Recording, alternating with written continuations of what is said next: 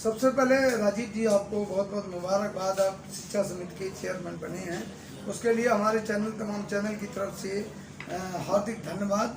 और शिक्षा समिति में अब आपके आने से कैसा सुधार होगा, क्या आपने नया मोटिव बनाया, वो जरा बताएं। धन्यवाद आपका। शिक्षा समिति में हम बहुत परिवर्तन करने जा रहे हैं। शिक्षा समिति में हम ऑलरेडी दिल्ली सरकार से बहुत आगे हैं। प्राइमरी एजुकेशन हमारा इंफ्रास्ट्रक्चर बहुत अच्छा है और उसको लेकर के हमने कुछ योजनाएं और ऐसी बनाई हैं कि हम दिल्ली के प्राइमरी एजुकेशन को एक मॉडल स्कूल के रूप में प्रेजेंट करेंगे और उनमें जो भी थोड़ी बहुत कमी होगी उसको दूर करके हम उसको सभी स्कूलों को बहुत प्राइवेट स्कूलों के कंपैरिजन में अच्छा स्कूल बनाएंगे। जैसे प्राइवेट स्कूलों को भी तो कोविड महामारी के दौरान एक बहुत बड़ी समस्या आ गई। लोग यहाँ तक कि स्कूलों के बाहर प्रोटेस्ट करने को तैयार रहे फीस को लेके। प्राइवेट स्कूल वाले कह रहे हैं कि हमारी अपनी समस्या है और अभिभावक देते हैं उनकी अपनी समस्या थी। तो इस बारे में भी कुछ विचार किया क्या? देखिए, इस पैंडेमिक काल में मुझे लगता है पूरे स्टेट के सभी संस्थानों को जीवित रखने की जिम्मेदारी स्टेट गवर्नमेंट की होती है।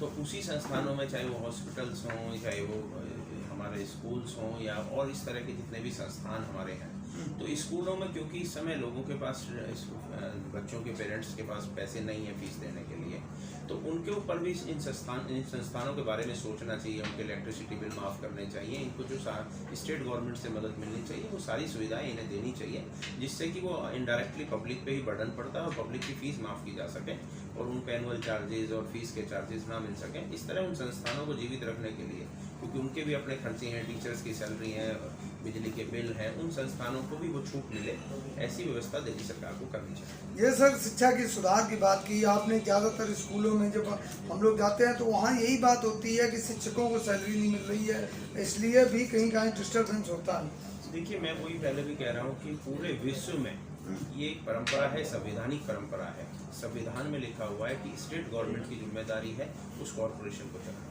इसी तरह दिल्ली में भी जो कॉरपोरेशन है उसको चलाने की जिम्मेदारी, उसके फाइनेंशियल देखने की जिम्मेदारी स्टेट गवर्नमेंट की है और स्टेट गवर्नमेंट के बजट में से एलोकेट होता है संविधान के हिसाब से। लेकिन दुर्भाग्य है दिल्ली का कि एक ऐसी सरकार जो राजनीति से प्रेरित होकर एमसीडी के फंड्स को रोकती है, जिसको लगातार कोर्ट ने भी फटकार मारी है। तो वो अगर उनके फंड समय पे रिलीज कर दे तो हम अपना सैनिटेशन, हेल्थ स्टाफ और हमारे सैनिटेशन स्टाफ सबकी सैलरी समय पे दे देंगे। लेकिन मुझे लगता है कि वो राजनीति से प्रेरित होकर इस तरह के व्यवहार करते हैं। राजीव जी, शिक्षा की जो मॉडल है, दिल्ली का मॉडल लेके आज दिल्ली के जो शिक्षा मंत्री हैं उत्तर प्रदेश, उत्तराखंड, तमाम स्टेटों में जा रही हैं, क्या कहेंगे उसके लिए? मैं बहुत जल्दी ही दिल्ली सरकार के उन स्कूलों की पोल खोलने जा रहा हूँ, जिसको लेकर के पूरे देश में जो उनकी गलत धारणा इन्होंने प्रेजेंट की है। 2 स्कूलों को आप बहुत अच्छे से टाइल चेंज कर दो, एक स्विमिंग पूल बना दो, तो वो पूरे स्कूल का इंफ्रास्ट्रक्चर चेंज नहीं होता, पूरी शिक्षा पद्धति चेंज नहीं होती।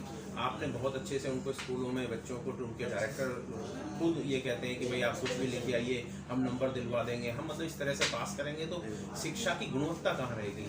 मैं आपको बताने जा रहा हूँ कि आने वाले समय में हम दिल्ली के सभी स्कूलों की पोल खोलेंगे और एमसीडी को मॉडल को हम पूरे देश में प्रेजेंट करेंगे और मैं पूरा भरोसा दिलाता हूँ कि एमसीडी मॉडल की चर्चा पूरे देश में होगी आने वाले समय। जो राजीव जी, जो एमसीडी के स्कूल हैं जो आपके अंडर में आएंगे, उनके लिए नया क्या करेंगे आप, वो जरा? देखिए, ऑलरेडी हमारा इंफ्रास्ट्रक्चर बहुत अच्छा है, बहुत सुंदर बिल्डिंग्स हैं, बच्चों के साथ टीचर्स बहुत मेहनत करती हैं और निरंतर वो हम उनके साथ मेहनत कर रहे हैं, बहुत अच्छा हमारा रिजल्ट है।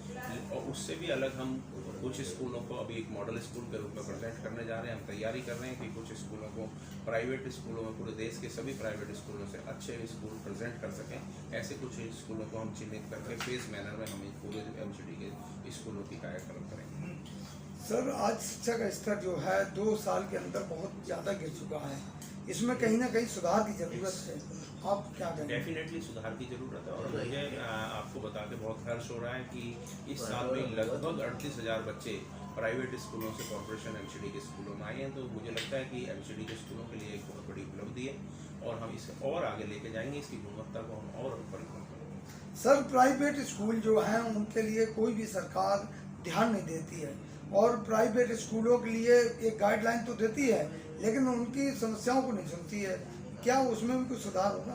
देखिए, मैं पहले ही कह रहा हूँ हूँ कि ये बहुत डेफिनेटली इस कोरोना काल में, इस पेंडेमिक में उन संस्थानों को जीवित रखने के लिए और आम जनता का उन पर बर्डन ना पड़े, उसके लिए सरकार को हमेशा अपने सरकार को, स्टेट गवर्नमेंट की रिस्पॉन्सिबिलिटी है उन संस्थानों को जीवित रखने के लिए। तो उन्हें उस तरह की सब्सिडी देनी चाहिए, उनके बिजली के बिल माफ़ करने चाहिए और कुछ सब्सिडी देकर, जिससे कि वो आम जनता से पैसे ना ले सके, फीस ना ले सके, इस तरह की सब्सिडी स्टेट गवर्नमेंट को अपने सभी स्कूलों को देनी चाहिए।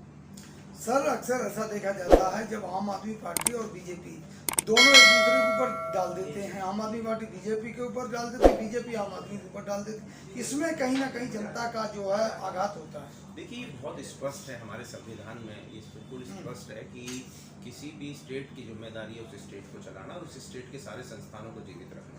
तो ये स्टेट गवर्नमेंट की जिम्मेदारी है। मुझे लगता है इसमें कहीं भी कोई कंफ्यूजन नहीं है। अगर किसी के मन में कोई 1% भी कंफ्यूजन है तो स्टेट गवर्नमेंट को रिजाइन दे देना चाहिए। भारतीय जनता पार्टी ज्वाइन करेगी, भारतीय जनता पार्टी सारे संस्थानों को जीवित करेगी। तो साथियों, ये थे राजीव कुमार जी जो कि शिक्षा समिति के चेयरमैन हैं, बखूबी बताया और इन्होंने प्राइवेट स्कूलों को भी कहीं ना कहीं मदद की बात की और जो सुधार की बात तमाम स्कूलों में आज है, ज़रूरत है उसके लिए।